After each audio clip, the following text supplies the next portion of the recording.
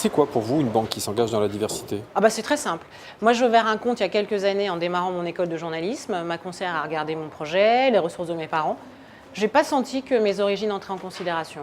Moi j'ai vraiment besoin qu'on m'explique les choses clairement. Donc si ma conseillère ne peut pas augmenter mon découvert autorisé ou si je n'ai pas les revenus suffisants pour acheter mon studio, j'ai vraiment besoin qu'on soit clair. Alors vous voyez, la diversité c'est vraiment très très large, hein. C'est ne pas faire de différence suivant mes origines et savoir communiquer. Vous pensez que la diversité est un changement durable? Ah bah, j'espère. Le monde est très divers, je voyage beaucoup et la diversité fait vraiment partie de ma vie. Alors quand de grandes entreprises s'engagent à recruter sans discriminer, c'est vraiment une façon concrète de faire bouger les choses. C'est encourageant. Au revoir. Que représente la diversité pour vous? D'abord, la possibilité d'accéder à mon agence, c'est aussi simple que ça.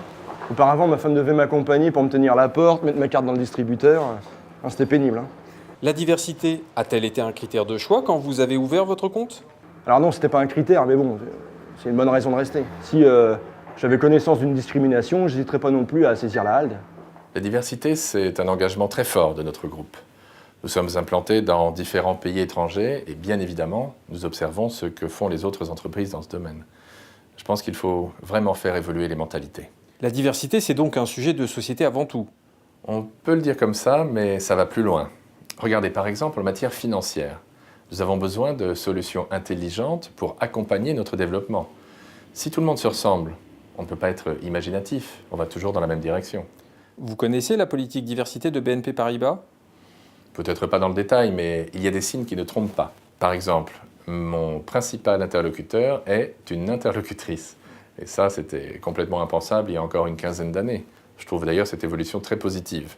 Et puis vous savez, homme, femme, origine, moi, ce qui m'importe, c'est la compétence. Iriez-vous jusqu'à intégrer la diversité parmi les critères déterminants de votre collaboration avec BNP Paribas? Je ne sais pas si on peut aller aussi loin. Ce que j'attends d'une banque avant tout, c'est sa déontologie et ses contrôles internes. Maintenant, il est évident que la diversité compte et comptera sans doute de plus en plus.